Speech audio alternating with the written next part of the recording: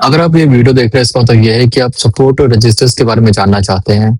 आप सपोर्ट और रेजिस्टेंस बहुत ही बेसिक है बट उतना ही इम्पोर्टेंट भी है, क्योंकि जब भी हम कोई चार्ट देखते हैं तो ऑब्वियसली सपोर्ट रेजिस्टेंस सबसे इम्पोर्टेंट पार्ट होता है उसका। सपोर्ट रेजिस्टेंस एग्जैक्टली क्या होता है, उसे कैसे ड्रॉ करते हैं, अब मल्टीपल टाइम फ्रेम्स में सपोर्ट रेजिस्टेंस का क्या इंपॉर्टेंस होता है, ये सारी चीजें हम जानेंगे इस वीडियो में। तो इस वीडियो पे आप अंत तक बने रहिएगा, क्योंकि इसमें जो आप सीखोगे इसके बाद आपको दोबारा कभी भी सपोर्ट रेजिस्टेंस सीखने की जरूरत नहीं पड़ेगी। तो चलिए हम आपको एग्जाम्पल से दिखाते हैं, उसके बाद हम चार्ट्स पे चल के आपको बताएंगे एग्जैक्टली सपोर्ट रेजिस्टेंस कैसे काम करता है। अब देखिए सपोर्ट रेजिस्टेंस में टाइम फ्रेम्स होते हैं, जैसे मंथली है, वीकली है, डेली है, 4 आवर्स है, 1 आवर है, 15 मिनट्स भी है। तो अब क्या होता है ना, किस टाइम फ्रेम पे क्या रिलेवेंस है उसका, ये हमें जानना सबसे पहले बहुत जरूरी है। क्योंकि अगर हम सपोर्ट बना रहे हैं, कोई 15 मिनट का टाइम फ्रेम पे बना रहा होगा, कोई 1 आवर के टाइम फ्रेम पे बना रहा होगा, कोई मंथली पे बना रहा होगा, कोई वीकली पे बना रहा होगा, तो क्या इंपॉर्टेंस है और क्या लेवल है। तो जैसे अगर आप देख रहे हो कि अगर आप मंथली टाइम फ्रेम पे सपोर्ट रेजिस्टेंस ड्रॉ करते हो तो उसका सबसे ज्यादा इंपॉर्टेंट होता है, उसका सबसे ज्यादा इम्पैक्ट पड़ता है। क्योंकि मंथली टाइम फ्रेम बहुत बड़ा टाइम फ्रेम होता है, तो इसलिए मंथली का सबसे ज्यादा इम्पैक्ट पड़ेगा। फिर आप वीकली पे जाते हो तो उसके बाद सेकंड हाईएस्ट वीकली पे इम्पैक्ट पड़ता है, फिर डेली पे। अब 4 आवर्स और 1 आवर्स को हम एज अ टेंटेटिव आइडिया के लिए ही ड्रॉ करते हैं, उसका उतना इंपॉर्टेंस नहीं होता है। वो हम एक आप अगर हम एंट्री एग्जिट करें तो उसको प्रिसाइज करने के लिए, उसको फाइन ट्यून करने के लिए हम उसको यूज करते हैं। और 15 मिनट्स टाइम फ्रेम वगैरह पे उतना मैटर नहीं करता सपोर्ट एग्जिस्टेंस, ठीक है। तो ये चीजें होगी, वो सिर्फ आप कंफर्मेशन में ही कर सकते हो। तो अब क्या है कि देखो इसके जो बेसिक रूल्स हैं वो क्या आपको ध्यान रखना होगा। बेसिक रूल्स सबसे पहले ये आप ध्यान रखोगे कि जब भी आप सपोर्ट रेजिस्टेंस ड्रॉ करोगे पहले आप बड़े पिक्चर में जाओगे। आप मंथली टाइम फ्रेम से स्टार्ट करोगे, देखोगे कि क्या मंथली टाइम फ्रेम में कोई सपोर्ट रेजिस्टेंस बन रहा है कि नहीं बन रहा है। अगर उसी जोन पे है तो क्या वो वीकली से कोलाइड कर रहा है कि नहीं कर रहा है, ये सारी चीजें आप देखोगे, ठीक है।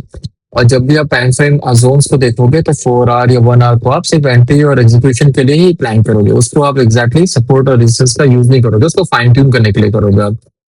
तो अब इसमें क्या होता है कि अगर आप बड़े टाइम फ्रेम से छोटे टाइम फ्रेम पे जा रहे हो, और अगर आप देखते हो कि बड़े टाइम फ्रेम का जो सपोर्ट है वो छोटे टाइम फ्रेम पे भी अप्लाई हो रहा है, तो इसका मतलब वो बहुत ही स्ट्रॉन्ग सपोर्ट जोन बन जाता है। सिमिलरली रेजिस्टेंस में भी ऐसा ही होता है, अगर कोई बड़े टाइम फ्रेम पर रेजिस्टेंस बना हुआ है तो वो छोटे टाइम फ्रेम पे भी आ रहा है, तो इसका मतलब वो बहुत ही इंपैक्टफुल रेजिस्टेंस जोन होगा, वहां पे प्राइस को रिएक्ट करना ही करना है। तो ये बहुत ही इंपॉर्टेंट है। तो अब इसको देखते हैं कि कैसे ड्रॉ करना है, क्योंकि कई बार क्या होता है आपने देखा है कि लोग जो होते हैं ना सीधे एक लाइन ड्रॉ कर देते हैं। तो मैं आपको चार्ट पे चल के एक बार दिखाता हूँ ये चीजें। तो जैसे कि अभी ये वाला चार्ट है, हम कोई भी चार्ट ले लेते हैं एग्जाम्पल के लिए। तो अब जैसे मान लो कोई यही चार्ट आ गया मेरे पास, तो इसको मैंने खोला। अब देखो अब यहाँ पे क्या है ना, मैं आपको एक चीज दिखाता हूँ, इसको हटाता है, हाँ। अब यहाँ पे क्या है ना, देखो आप यहाँ पे बहुत सारे आपको दिख रहे हैं, ये प्राइस यहाँ से नीचे गिरी, फिर प्राइस यहाँ से ऊपर गई, फिर प्राइस यहाँ से नीचे गिरी। जैसे ही प्राइस ने यहाँ पे टाइम स्पेंड किया, तो ये कहीं ना कहीं जहाँ पे प्राइस ने ज्यादा टाइम स्पेंड किया है एक रेंज में, तो वो एक सपोर्ट एरिया कहलाता है। अब कई लोग क्या करते हैं कि वो सीधे ऐसे ड्रॉ कर देंगे, मैं आपको दिखाता हूँ। जैसे आपने लिया और ऐसे करके ड्रॉ कर देंगे, तो इसको ये सपोर्ट बोलते हैं। बट ऐसा कभी नहीं होता है। रीजन क्या है कि ये एक सपोर्ट जो लेवल होता है वो लेवल्स होते हैं, एक रेंज होती है, एग्जैक्टली एक पॉइंट पॉइंट नहीं होता। जैसे अगर आपको किसी ने बोला कि 200 सपोर्ट है, तो 200 एग्जैक्टली सपोर्ट नहीं है। प्राइस उसके नीचे भी जा सकती है, प्राइस उससे थोड़ा सा ऊपर भी रह सकती है, उसके आसपास भी रह सकती है। तो हम इसको रेंज की तरह लेंगे। रेंज की तरह लेने के लिए सबसे अच्छा तरीका क्या होता है कि आपको एक रेंज बना देना है ऐसे करके। ये आपके लिए एक रेंज हो गया। अब रेंज में आप देख रहे हो, अगर देखो आप ये वाला टाइम फ्रेम देखते हो, जैसे मैंने स्पेशली आपके लिए ड्रॉ किया है, ये टाइम फ्रेम अगर आप देखते हो तो आपको आइडिया लग रहा होगा कि प्राइस ने यहाँ पे सपोर्ट लिया था, बट जब वापस यहाँ पर आई फिर यहाँ सपोर्ट लिया, बट एक बार जब वापस यहाँ पर आई तो यहाँ से प्राइस नीचे भी गई थी, इसे तोड़ा भी था, बट वापस फिर इसके अंदर आ गई थी। तो मतलब प्राइस थोड़ा फ्लेक्सिबिलिटी चाहती है, इस रेंज के आसपास भी थी और फिर वापस इस रेंज के अंदर आ गई। तो ये एक इम्पॉर्टेंट जोन हो गया, क्योंकि ये मंथली टाइम फ्रेम में है। प्लस ये एक ऐसा जोन है, इसमें रेंज है जिसमें आपको पता है कि प्राइस को थोड़ा स्पेस दिया हमने, प्राइस ऊपर भी जाती, देखो थोड़ा यहाँ से नीचे भी गई थी, एग्जैक्टली सेम जगह पे नहीं रहती, थोड़ा ऊपर नीचे, देखो यहाँ पे थोड़ा नीचे गई थी, फिर ऊपर, यहाँ पे उसने टच नहीं किया था, फिर यहाँ से ऐसे किया। तो ये हमेशा एक रेंज बेस रहेगा। अब आपको देखना है कि प्राइस जो है रेंज में है कि नहीं, तो हमेशा आप सपोर्ट लेवल ऐसे ही ड्रॉ करोगे, कभी भी एक सीधी लाइन नहीं खींचोगे, वो सबसे बड़ी गलती होती है जो लोग करते हैं, वो आप नहीं करोगे। उसके बाद आपको क्या करना है, अब आपको इसको चेक करना है कि ये तो आपको मिल गया, ठीक है।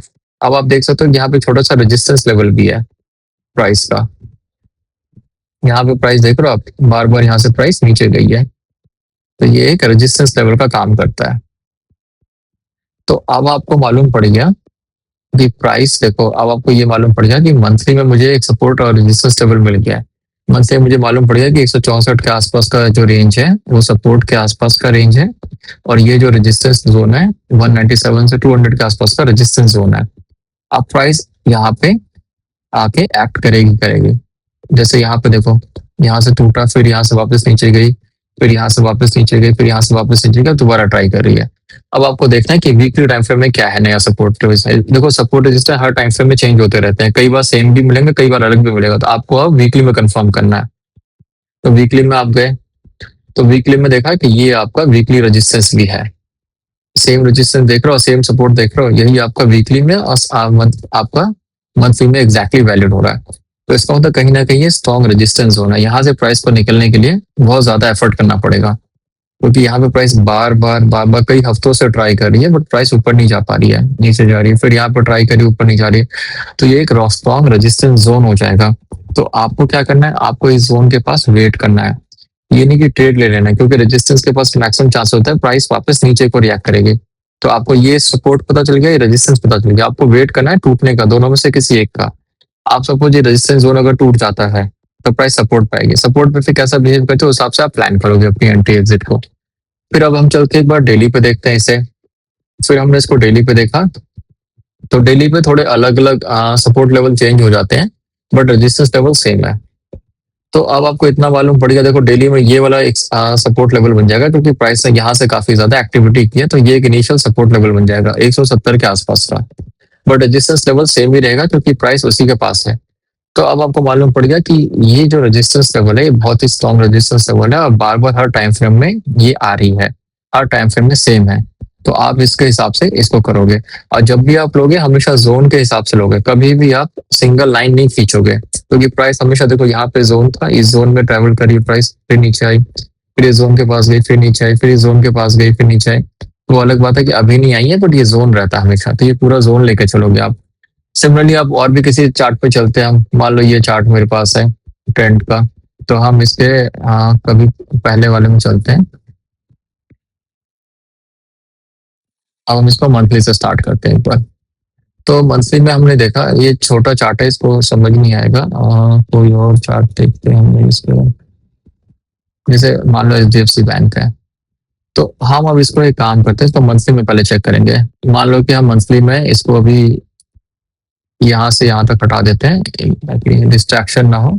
अब हम देखते हैं यहाँ पे, तो हमने देखा कि भाई प्राइस यहाँ पे अप ट्रेंड में जा रही है, फिर यहाँ पे बेस बनाया, फिर ऊपर गई, फिर यहाँ पे पुल बैक आया, फिर पुल बैक आया, ऐसे करके चलती रही। तो हमने देखा कि ये एक पुल बैक एरिया है, तो यहाँ पे प्राइस ने टाइम स्पेंड किया हुआ है, तो ये एक जोन बन गया, तो ये आपका मंथली सपोर्ट जोन हो जाता है, क्योंकि प्राइस ने यहाँ पे टाइम स्पेंड किया हुआ है। तो ये आपका एक मंथली सपोर्ट जोन हो गया, और ये आपका एक रेजिस्टेंस जोन हो गया, क्योंकि प्राइस जो है यहाँ से देख रहे हो आप, बार बार नीचे गई थी। देखो आपको क्लियरली समझ आ रहा है, ये एक जोन है, क्योंकि प्राइस यहाँ से ऊपर गई, फिर यहाँ पे आई, फिर यहाँ से ऊपर गई, फिर वहां से आई, फिर यहाँ से स्ट्रॉन्गली ऊपर चली गई। तो एक जोन है, प्राइस को थोड़ा फ्लेक्सिबल स्पेस देते हैं ताकि प्राइस मूव कर सके वहां पे। फिर रेजिस्टेंस जोन बन गया, क्योंकि प्राइस यहाँ से बार बार रिया करके नीचे जा रही थी, फिर फाइनली जब बहुत अच्छा कैंडल बना तब ये तोड़ के ऊपर गई। तो ये हमें बन गया, हमारे एग्जाम्पल के लिए परफेक्ट हो गया ये। तो अब हम इसको एक बार ये याद करने के लिए लाइन ड्रॉ कर देते हैं, ताकि छोटे टाइम फ्रेम पे मिस ना हो जाए। तो अब हम इसको जाके वीकली में देखेंगे।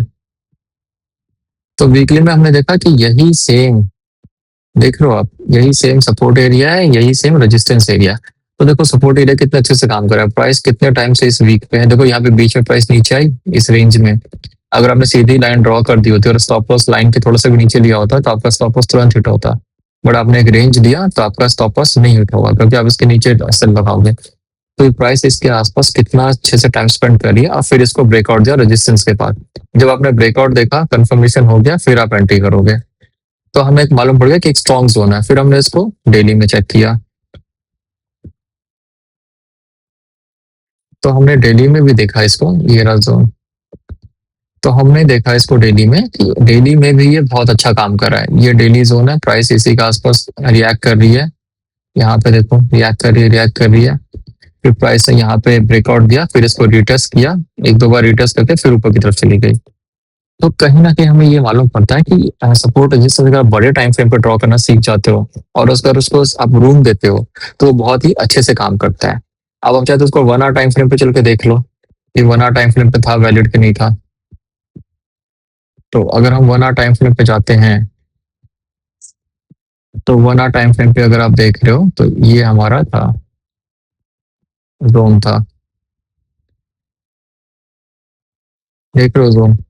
तो ये जोन आपका देखो 1 आवर टाइम फ्रेम पे भी अच्छा खासा काम कर रहा था, प्राइस को नीचे नहीं जाने दे रहा था। और फिर जब तोड़ा तो ऑब्वियसली इसको प्राइस ने रिटेस्ट किया। देखो आप यहाँ पे फाइन ट्यून कर सकते हो, छोटे टाइम फ्रेम पे हमेशा फाइन ट्यून करना था। फाइन ट्यून कैसे करोगे कि प्राइस ने ब्रेकआउट दिया, फिर रिटेस्ट किया, फिर प्राइस ऊपर चली गई।